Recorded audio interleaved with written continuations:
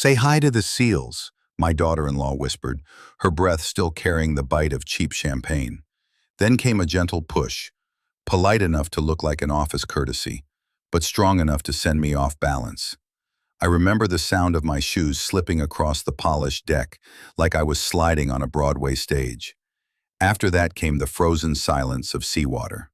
My son Lucas stood only a few feet away, his face twisted into fake anguish as he shouted like some B-list actor in a bad soap opera. "Dad! Oh my God, Dad!" If someone had filmed that scene, I'm certain the audience would have clapped. Not out of pity for me, but because of how laughably bad his performance was. Let me be blunt. If you've ever been betrayed by your own child, leave a comment and tell me where you're watching from.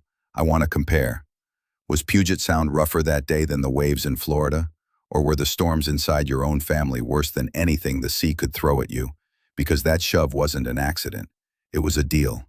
A $5 billion deal. Before I go further, let me rewind.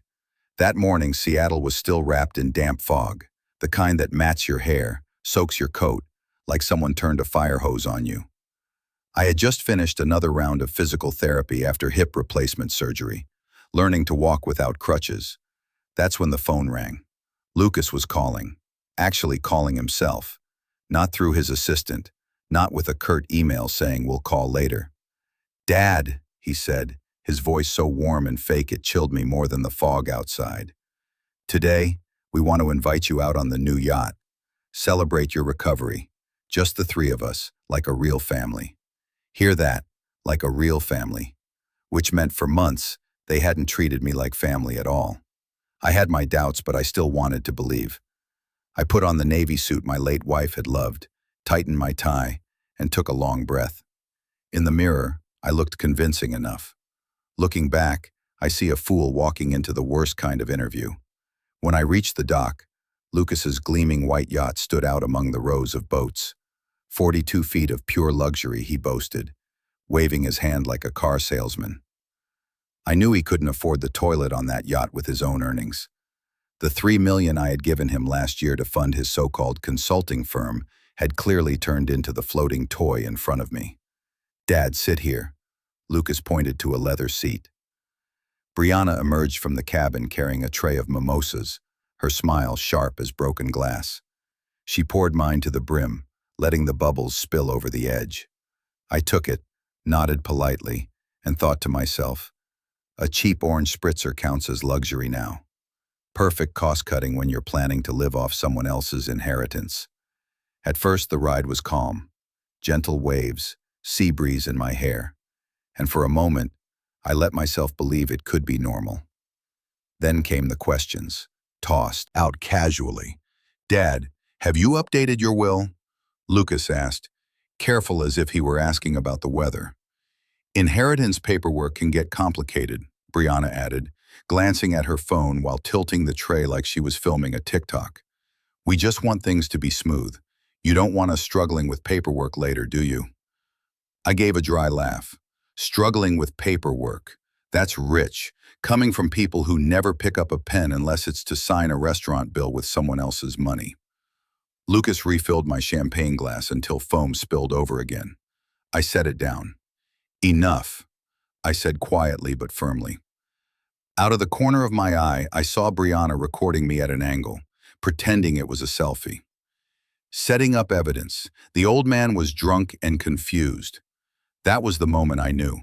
I had two choices, play dumb and sign, or refuse and wait for the accident.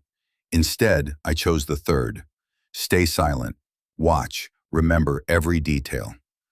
When I stood and placed my hand on the railing, breathing deep to steady myself, Brianna stepped behind me. She leaned in and whispered words that burned into me forever. "Say hi to the seals." Then the light push. Not rough, just enough to topple a man with a brand new hip. The shock of the seawater felt like being dropped into liquid nitrogen. I watched the boat drift away. Lucas's voice crying, "Dad, oh God," mixing with Brianna's lower one, probably calling someone. "File the emergency motion first thing Monday. He's incompetent now." I sank, then fought my way up, sucking in a lungful of salty air. I kicked off my shoes, thrashed hard, remembering the mornings when my wife was alive and we swam laps around the lake together. Those routines saved me. When I was ready to give up, red lights flickered ahead, the running lamps of a small boat. A weathered voice shouted over the water. "Holy hell, lady! No, gentlemen! What are you doing out here?" It was Alma Reyes, well into her 60s, strong as a dock post, with her grandson Noah beside her, hauling squid nets.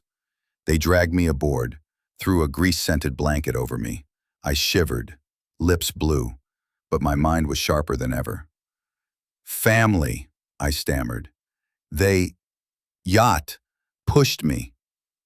Alma's eyes cut sharply, the kind of look from someone who's seen every scam. "Do you want me to call the Coast Guard right now?" I clutched her hand, shaking but steady. "Not yet. Please don't. Let them think I'm dead. I want to see what they do when they believe they've already won." Alma nodded slowly. Sometimes doing right isn't calling the cops. Sometimes doing right is letting people reveal their own guilt. I sat there, my titanium watch heavy on my wrist, ticking steady as ever. I stared at it and thought, fine, let them print the obituary, let them deliver the fake eulogy.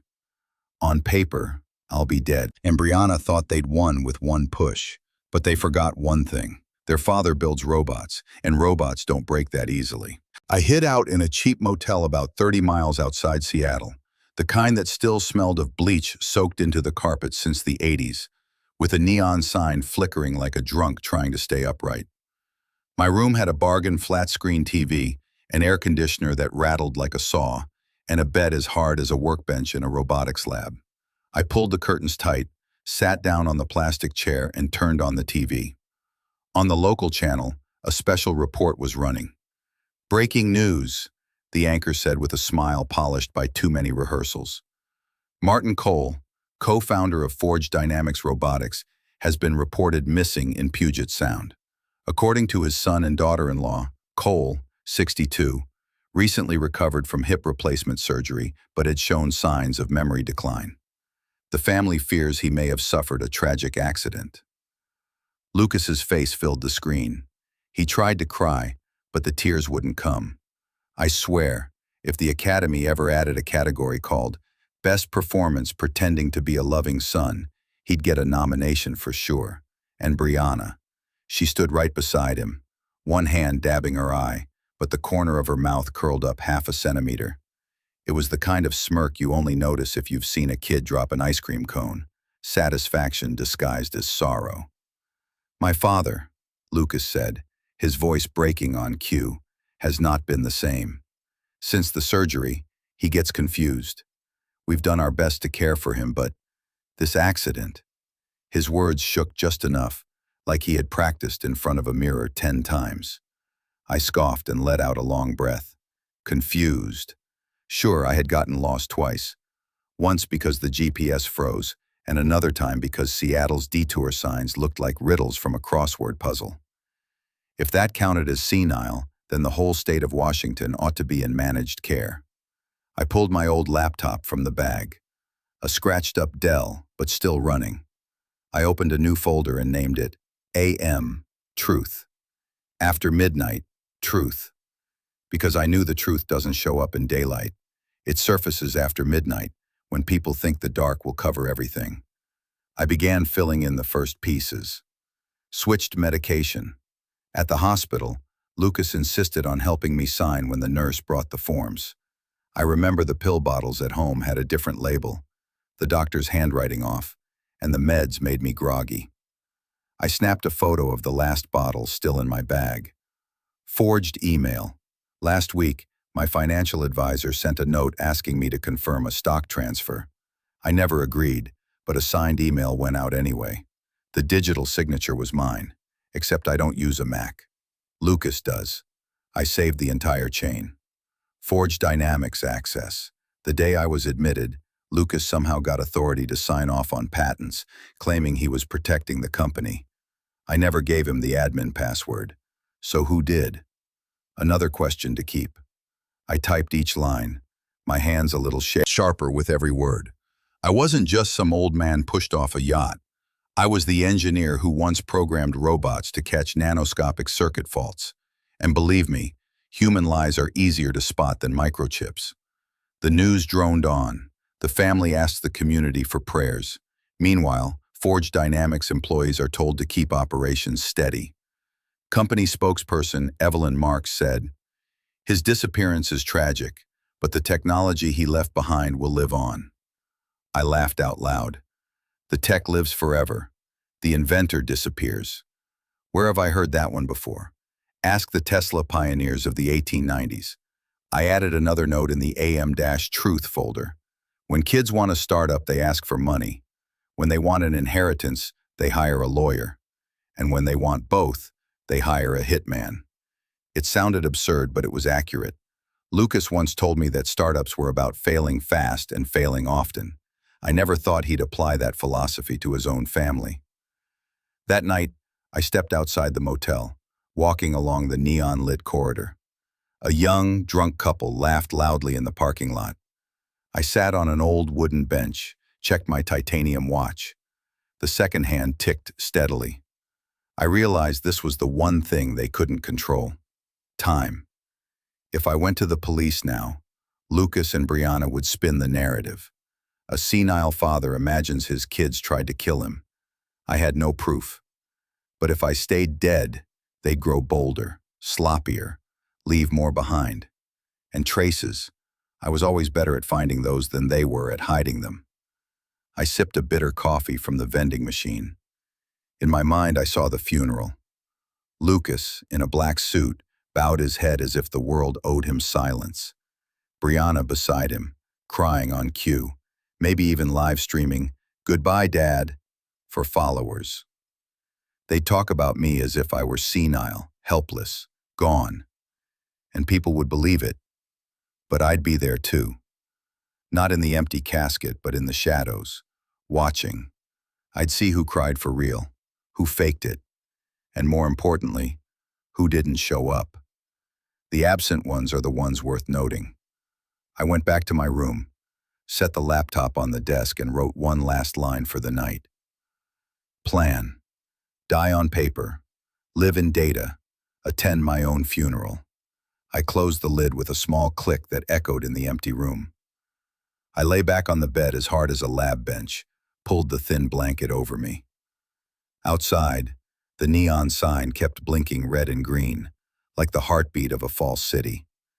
And I smiled. If life wanted to treat me as dead, then fine.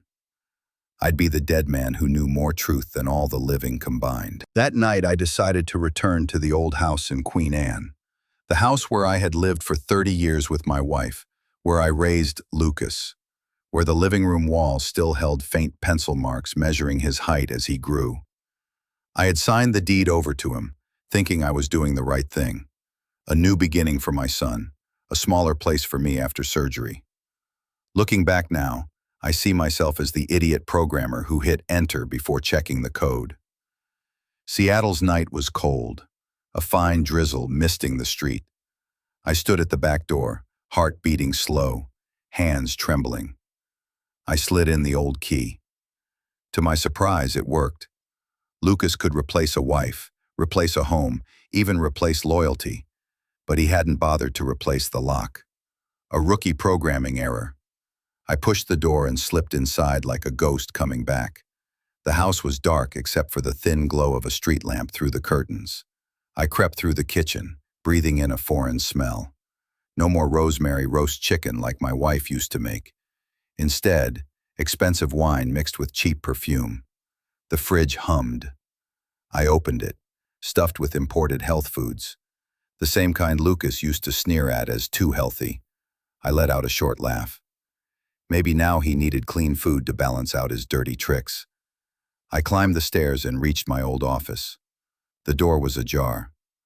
I clicked on a small flashlight and froze. The room that once held technical manuals, robot models, and long nights of debugging had turned into a war room. On the desk, neat stacks of thick documents. On the wall, a whiteboard crowded with timelines.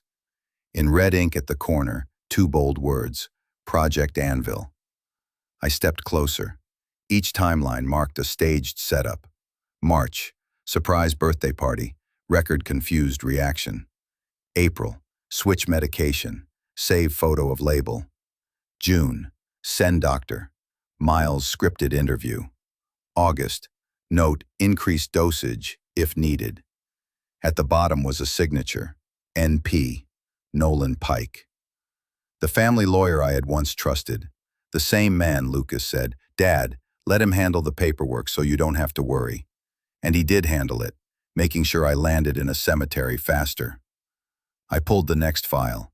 A printed invoice, bold and clear. North Coast Wellness, a private neonatal placement facility. Description, medical support fee, high confidentiality. The figure, 6 digits. My stomach tightened. North Coast. I vaguely remembered whispers from a medical conference. Wealthy clients solving inheritance problems quickly. My spine turned cold. Then I heard it. A sound at first like wind, but repeating. A cry. Thin, sharp, broken. The cry of an infant. I froze. Lucas and Brianna had never mentioned a child. Brianna was never pregnant. I saw her weeks ago, slim, body tight in designer clothes. Thousands. Inside lay a newborn, wrapped in silk, face scrunched in hunger. On the nightstand beside it, a paper. I picked it up, and my chest seized. A birth certificate. Father, Lucas Cole. Mother, Brianna Cole. I let out a rasping laugh, shameless. No pregnancy, no 9 months, but they had conjured a legal child with paper and cash. They can't build a walking robot, but they can manufacture a baby out of thin air, I whispered, choking back bitter laughter. Miraculous technology. I pulled out my old phone, snapping photos of everything. The Project Anvil board, Nolan Pike's signature, the North Coast invoice, the birth certificate. Each shot was a blade. I found an external hard drive in the drawer, copied every file onto my USB. The flashlight flickered over folders of emails, invoices, and one labeled Phase 3. I didn't have time to open it. I didn't need to. Phase 3 spoke for itself. I slipped the USB into my pocket and shoved the hard drive under the floor, beneath the wooden chair by the desk. Lucas's chair, the one he sat in every night. Now he'd be sitting right on top of his own evidence. Headlights swept across the window. Voices outside. I killed the flashlight, heart hammering. Lucas and Brianna were home. Their laughter floated in, then the rattle of keys. I slipped down the stairs, breath ragged, moving fast through the yard. Rain soaked my shoes as I shut the gate behind me. From inside, I heard Brianna's voice. "Do you think anyone will believe this birth certificate?" Lucas answered calmly. "If you've got money, they'll believe anything." I stopped in the dark yard, rain sliding down my face. I wanted to pound the door, shout, look my son in the eyes. The boy I once taught to walk. The boy who cried when he fell off his bike. But I didn't. I clenched the titanium watch, felt the second hand ticking steadily. I stepped back into the shadows, heart cold as a robotics lab.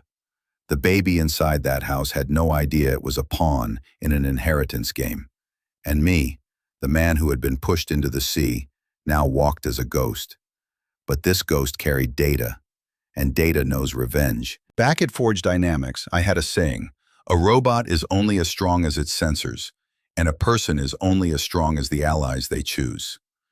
The night after breaking into my old house, I sat in the motel room staring at the photos from the USB and the fake birth certificate. Then I pulled out my battered notebook and wrote down 3 names. Kenna Boyd, Jasper Lynn, Ruth Park. Kenna had once worked under me, a mechanical genius with cropped hair and a wardrobe of hoodies like she was forever ready to wrestle with an operating system from 2003. She quit the day Lucas was handed a management title, because she knew she couldn't work under a spoiled kid who had lived off the Coleman name without ever touching a wrench. I called her and said only one line. "Kenna, there's a faulty robot. I need you to debug it." She was quiet for a beat, then answered, "What did he do to you?" The second name was Jasper Lynn. He had been a forensic auditor before quitting, sick of corporations paying to bury results. Now he worked as a PI, tracking money and shopping habits like the FBI, but cheaper. His eyes were narrow, his grin sly, his brain sharp enough to spot a stray number in a forest of reports. I sent him an encrypted message over Signal. Money is flowing from my accounts to North Coast Wellness. I want to know who's pushing it. Jasper replied with a shark emoji. That was his yes. The last name was Ruth Park. A young nurse, Korean-American, was hired to care for the infant in my old home. I didn't know much about her, only that she kept appearing on the invoices Lucas filed under Family Medical Services. I asked her to meet at a small cafe near the hospital. She walked in small and tired, hair tied back, blue scrubs on, eyes shadowed but with a real smile. When I introduced myself, she gasped. "But you're dead." "Dead on TV," I said, sliding the fake birth certificate across the table. "The real me is here." She read it closely, her face draining of color. "I thought this was a legal adoption. I cared for that baby, thinking I was helping a child be loved." I nodded. "I know. They used you. But now we share the same goal, protecting that baby." Her eyes filled with tears. "I'll help. Just promise me he won't grow up in their hands." "I promise," I said, and for once, I meant it. That afternoon, Kenna slipped back into Forge Dynamics like she'd never left. From a Starbucks across the street, she sat with her laptop, fingers flying.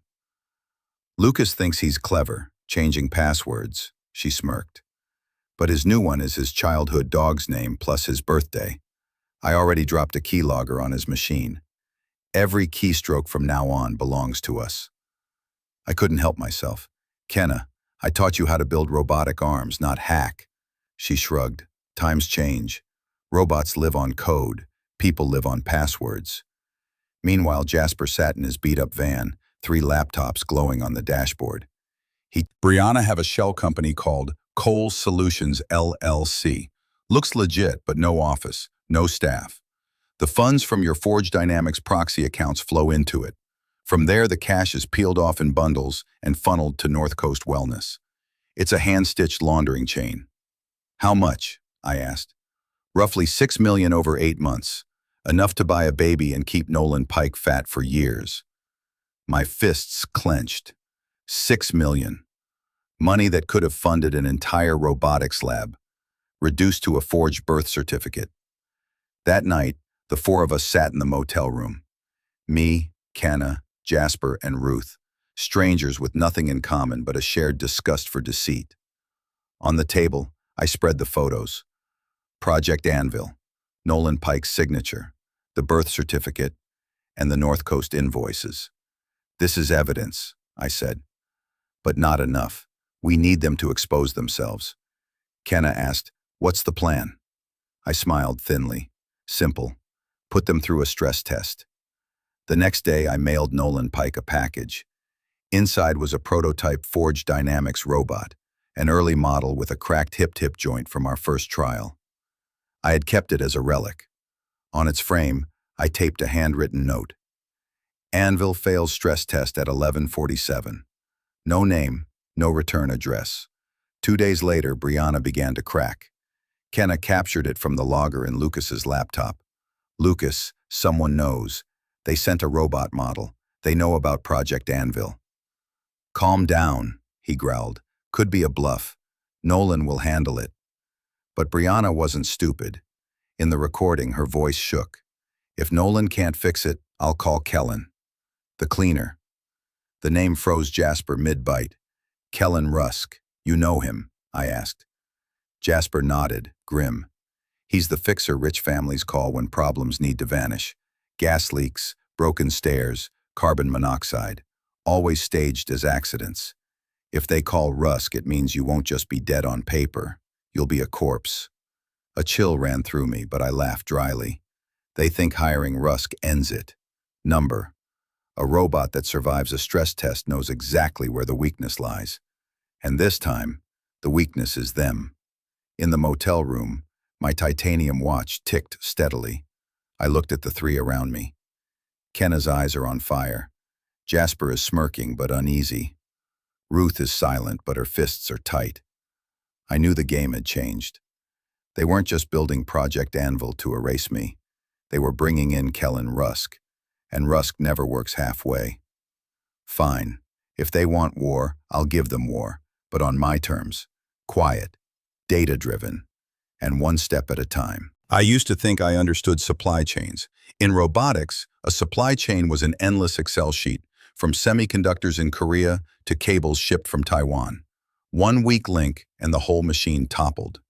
But Nolan Pike's supply chain was more advanced. Not for building robots, but for manufacturing legal murders. Jasper was the first to piece it together. In his rusted van parked by Cary Park, 3 laptops glowed. On the third screen was a trail of bank accounts and notarized documents.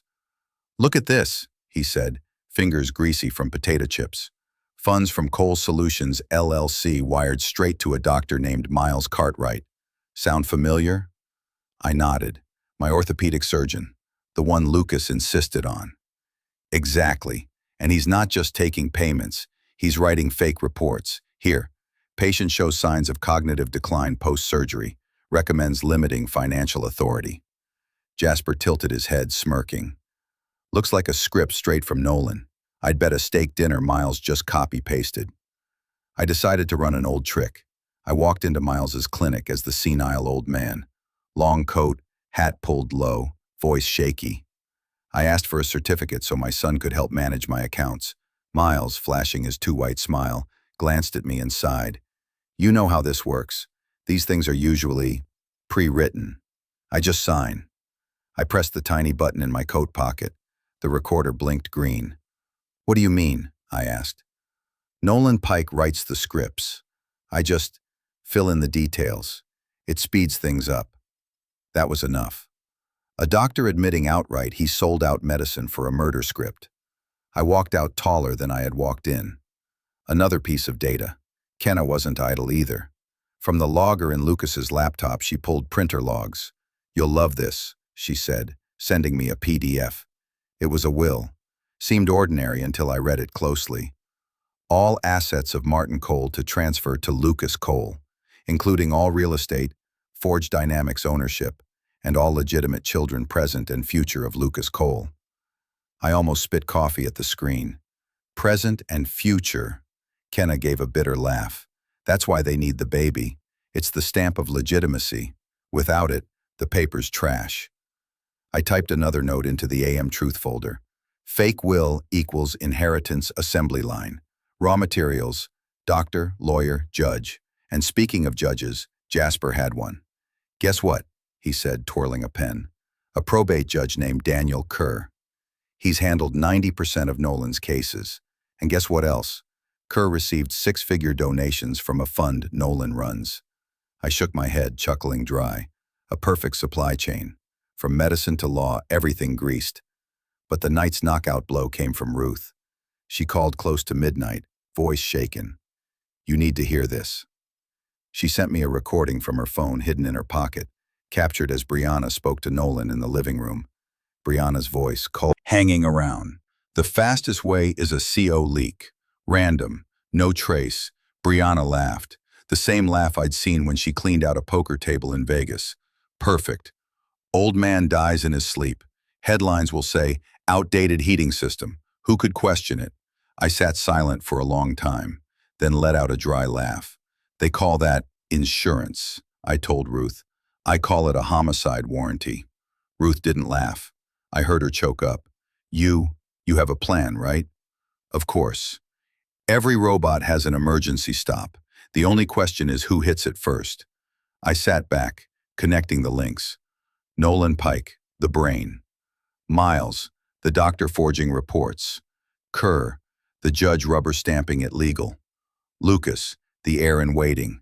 Brianna, the volunteer assassin. Together they ran like a mass production line. Each accident stamped out the same. Senile old man, rewritten will, assets transferred, and a cut for everyone in the network. Kenna sent one more message. Logger just caught Brianna searching Kellen Rusk availability. Seattle. I exhaled. The cleaner had officially been called in. I typed the final line into AM. Truth. my hand trembling but my mouth curled in a grin. They think I'm the defective product in their assembly line. In reality, I'm the engineer running a stress test on the whole system. I chose that morning to return to the world of the living, not in a church or a courtroom, but in the place Lucas thought he ruled. The grand ballroom of the Grand Seattle Hotel, where Forge Dynamics was hosting the launch of its next-generation robot. The invitation card read, "A future of ethical AI. Forge Dynamics leading the way." I nearly choked on my coffee. Ethical AI. While the ethics of the speaker were buried somewhere under my shoes like garbage. I wore my old suit, still a decent fit, with a faded navy tie, and walked into the lobby like a ghost. No one noticed right away. All they saw was an old man with a cane, moving slowly. I took a seat in the front row, silent as stone. Lucas stepped onto the stage in a slick black suit, his smile shining bright. The music blared heroically, as if he were about to save the world, when in reality, he couldn't fix a servo bug if his life depended on it. "Forge Dynamics," Lucas began, voice pitched high like karaoke night, "has always been and will always be committed to ethical AI. We believe technology must be not only intelligent, but humane." Applause filled the room. Cameras swept across the audience. When one lens stopped on me, a few heads craned. A whisper spread. I saw Lucas falter, his eyes flicker to me, then snap away. He thought he'd missed scene, or hoped the camera skipped. The demo began. A new robot walked out, frame gleaming, LED eyes glowing blue. It bowed, speaking in crisp tones. "Hello, I am the product of Forge Dynamics, proof of responsible artificial intelligence." The audience gasped. I scoffed. Responsible. Who's responsible when the company's founder gets shoved off a yacht by his own son? As the clapping rolled on, I pushed myself up with the cane. My chair scraped loudly against the floor. I walked toward the stage, not fast, not slow. Lucas stumbled back half a step. The microphone waited on its stand. I gripped it, tapped 3 times. The sound echoed across the hall. "Excuse me," I began, voice steady. "I am Martin Cole. You may have read in the papers that I am dead. Bad news. I am still here." A wave of murmurs erupted. Cameras zoomed in. Somewhere backstage, the event director was probably sweating through his shirt. The show had just been hijacked by the man risen from the grave. "I won't take long," I continued. "I just want to make it clear. From this moment, every power of attorney I ever granted to Lucas Cole or anyone else is revoked. Every document, signature, and contract will be verified against data." I raised a hand. Kenna, waiting at the back, fired up the projector. The screen behind Lucas flickered from the Forge Dynamics logo to cold rows of system logs. "These are the login records of Forge Dynamics. As you can see," I pointed to the scrolling text. "While I was unconscious on an maintenance, I cut him off, switching the slide. And here is the recording of Dr. Miles, the man who supposedly cared for me post-surgery, admitting he followed a script written by lawyer Nolan Pike." The audio played. Miles's voice rang out. "Nolan wrote the script. I just signed." The hall went dead quiet. I heard cameras whirring, pens scratching in haste. I turned to Lucas, smiling. And finally, the birth certificate. The slide lit up with the photo I had taken in the nursery. Father, Lucas Cole. Mother, Brianna Cole. Which is amusing since only 4 weeks earlier, Brianna was at a gala in a tight evening dress, showing no signs of pregnancy. Did Seattle invent invisible childbirth? The crowd erupted in laughter. Brianna's face drained white. Lucas began, voice cracking. "We only what?" I asked, my voice sharp as a scalpel. "Only tried to drown your father to get his signature. Only faked medical reports to grab his assets. Only conjured a child out of thin air." A reporter shouted, "Mr. Cole, do you have proof?" I nodded. "All of it is being delivered to federal authorities. Today I'm here for one reason: to revoke authorization and to remind Lucas of one thing. Robots can learn. My son cannot. The hall burst into chaos. Flashbulbs popped, voices swelled, chairs scraped. Lucas's face ran pale with sweat. I set the microphone down and turned. I didn't need another word. Silence and data had already spoken for me. On my way down the steps, I heard Brianna whisper to Lucas, trembling. He knows everything. Call Nolan. Now. I laughed to myself, dry as dust. Yes, call Nolan. Call the cleaner, too. The more calls you make, the more phone logs pile up. And every log, I know how to capture. Forge Dynamics' grand launch ended in wreckage. The headlines didn't say, ethical AI. They blared, Martin Cole returns from the dead, exposes conspiracy live on stage. As for me, I went back to the motel, set my titanium watch on the table, opened the AM Truth folder, and typed a new line. Day X, public exposure number 1. Data planted. Lucas cracking. Brianna shaken. Nolan will move. Wait for them to surface. I poured myself a cheap whiskey, toasted my reflection in the mirror, and smiled. Robots can learn. My son cannot. Unfortunately, he inherited one thing: stubbornness. And when stubbornness meets data, it always shatters. When Kenna's logger caught the name Kellen Rusk, the motel room dropped a degree. I'd heard the whispers about him in law firm hallways. The cleaner. The man who turned murder into an accident. They said he once staged a senator's bathtub slip and a gas explosion that convinced an entire block it was a freak malfunction. If Lucas and Brianna had called that name, it meant they'd stepped into a place you can't come back from. The first warning came from Ruth. Her voice shook on the phone. Tonight, Brianna whispered into her call. She said, Rusk will handle the gas, quick and clean. I pretended I didn't hear, but every word stuck in my ears. You need to leave now. I killed the thought of rushing in. No charging in alone. No local police either. Nolan's network had judges in his pocket, maybe even a few cops. I called Jasper. It's time, I told him. We need federal. I want him caught in the act. Jasper gave a dry laugh. Catching Rusk in the act is like catching a hacker erasing logs in front of a camera. But I like a challenge. The plan took shape. Ruth stayed undercover as the baby's nurse, ready to signal us when Rusk arrived. Jasper reached out to an old federal contact from his audit days, handing over the entire AM Truth folder. The evidence was thick enough to make them play the big game. Kenna planted fly-sized cameras around the Queen Anne house, each with 12 hours of juice, all feeding into Jasper's van. I sat beside him, my titanium watch ticking steadily. Around 10 p.m., a white van rolled up. A tall man with a scruffy beard, blue-gray coveralls. Rusk. He carried a heavy tool case, scanned the street, and strolled inside with the key Nolan had provided. On screen, we watched him pull a small metal device from the cabinet. Jasper whispered, Variable compression unit. It leaks CO without blowing. Everyone blames the gas system. One shot, certain death. The mic caught Rusk muttering as he worked. Families are all the same. Only the zeros change. I shivered. To him, people were just numbers. A $5 million family or a $5 billion one. Just 3 more zeros.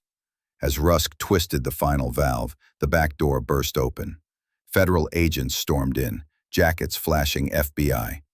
Kellen Rusk, you are under arrest for conspiracy to commit murder and federal property sabotage. Rusk looked up, smirked. So this time the family paid the government instead of me. He lifted his hands. The cuffs clicked tight. Cameras captured everything. His sneer, his laugh. At that moment, Lucas and Brianna walked in from dinner. Brianna screamed. Lucas went pale. What is this? He shouted. An agent shoved papers at them. Lucas Cole, Brianna Cole. You are wanted for conspiracy to murder Martin Cole and for falsifying legal documents. Lucas staggered like a drained robot. Brianna spun to run, but Ruth stepped inside, watch in hand. No one stopped me. I set it on the table, met their eyes. I don't need to shout, I said, voice calm but cutting. The room went silent. I don't need anyone's belief. I just need data on time. I tapped the watch face. The second hand still swept true. The silence held until the agents moved them out. I watched my son, no longer the boy soldering circuits at my side, just a failure who thought killing his father was easier than relearning ethics. Rusk was dragged out, still chuckling. Families are all the same, he said. Only the zeros change. I sighed and turned to Ruth. She held the baby tight, tears glinting but resolve solid. I knew the game wasn't over. Nolan Pike was still out there, the scriptwriter not yet on stage. But tonight, I'd proven one thing. Data knows how to take revenge more quietly than any scream. On opening day, King County Court was packed, like someone had handed out free Broadway tickets. Reporters, TV crews, and social justice bloggers jammed the hallways. The headline was irresistible. An old man, back from the dead, is suing his son and daughter-in-law for an inheritance scheme. Any Hollywood director would kill for that script. Inside the courtroom, Lucas sat at the plaintiff's table beside Nolan Pike, both in dark suits. Brianna sat behind them, makeup layered too thick to hide the shadows under her eyes. I sat at the defense table, or more accurately, the man they had tried to turn into a corpse, with Ruth, Kenna, and Jasper seated in the witness row. My titanium watch ticked steadily, reminding me that every lie has an expiration date. Nolan opened with the polished smile of a lawyer who had rehearsed for thousands of hours. Your Honor, this case is tragic. Martin Cole, 62, is a respected man. But we have medical evidence of cognitive decline after his hip surgery. He suffers from confusion, short-term memory loss. Therefore, the new will reflects a reasonable intent to transfer assets to his sole heir, Lucas Cole. I chuckled openly. Nolan, you could sell that script to Netflix, but today this audience wants data, not melodrama. I stood and opened the AM Truth folder on the screen. Your Honor, I submit evidence that the plaintiff's entire argument is a system of fraud. First slide. The recording of Dr. Miles. His voice filled the courtroom. Nolan Pike wrote the script. I just signed. The room buzzed. The judge frowned. Nolan's face blanched, though he tried to stay composed. Next slide. Printer logs from Forge Dynamics. Clear line. Last printed by Lucas Cole. Will draft V 7.docx. Content. All legitimate children, present and future. I stared at Lucas. You printed a fake will from a company machine, Lucas, not from the senile old man's computer. Jasper took the stand. In a flat voice, he traced the money flow from Cole Solutions LLC into North Coast Wellness. 3 steps of laundering, he said, but the cash lands exactly in the account of a baby manufacturing clinic. We have bank confirmation. Kenna followed. She projected the keylogger logs from Lucas's laptop. Multiple logins to Forge Dynamics' internal email using my account while I was in the hospital. Not just forgery, but corporate breach, she said with dry sarcasm. Worse than a bug in a robot assembly line. Then Ruth stepped up, clutching the mic like she held the child. Her voice trembled, but her words were firm. I was the nurse hired to care for a baby boy. I believed he was legally adopted. But then I discovered the birth certificate was fake, and I overheard Brianna on the phone with Nolan, plotting a CO leak so he would never wake up. I recorded it. The clip played. Brianna's cold voice echoed. CO leak. Random. No trace. Brianna paled, clutching her head. The room erupted like a shaken beehive. I stepped forward, pulling up the final slide. GPS data from the yacht on the day of the accident. This is the AIS signal log, I said, enlarging the screen. Departure at 9:14 a.m. Return at 4:38 p.m. No man overboard report. No distress call. No radio contact. Maritime law requires a signal if someone falls overboard. But here, nothing. Silence is the loudest evidence of all. Lucas's head sank, his face drained of blood. Then the final strike. I held up 2 documents, the fake birth certificate and the hospital record of a teenage girl. Your Honor, the birth certificate names Lucas and Brianna as parents, but the hospital record from North Coast shows the biological mother was Sarah Collins, 17, who died right after delivery, a suspicious death. and the baby turned into an inheritance tool. My son didn't just betray his father. He became complicit in burying a young life. The courtroom froze. Only the scratching of reporters' pens broke the silence. The judge banged the gavel, his voice firm. After reviewing the evidence, the court rules: full restoration of asset and company control to Martin Cole, nullification of all forged powers of attorney and wills. Temporary custody of the child was awarded to Nurse Ruth Park under legal supervision until proper guardianship is established.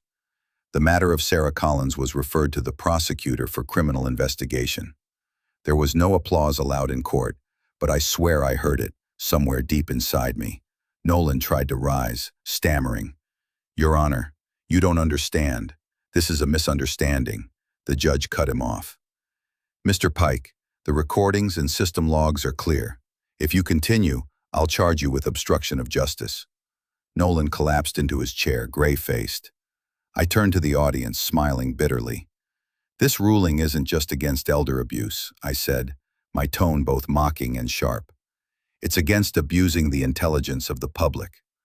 Laughter broke out, even in court, and I knew this wasn't just a legal victory. It was a performance of silent data, sealed with a gavel strike louder than any applause. In the months that followed, everything moved faster than a freshly oiled robot line. The press called it the trial of the century on elder abuse. I called it what it was: a public debug. Lucas, after weeks of hopeless resistance, finally dropped his head and pleaded guilty to conspiracy to murder and legal forgery. He stood in the dock, voice cracked, stripped of the Air CEO persona he once wore. "I'm sorry, Dad," he stammered, "but apologies in court are like software patches released too late. The device is fried, the customer is gone, trust never returns." Brianna's pride didn't last either. When prosecutors played the recording of her voice saying, "CO leak," her face drained white. She pleaded as an accomplice, begging for leniency.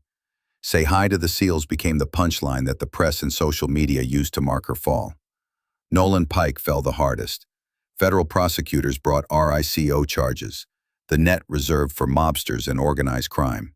And yes, he wasn't just a lawyer. He was the architect of a network that specialized in stripping the elderly. Doctors, judges, and financial advisors who profited from his scripts were dragged into the light one by one. The press called it the probate mafia. I just smirked. The mafia at least respected silence. These fools thought data didn't talk.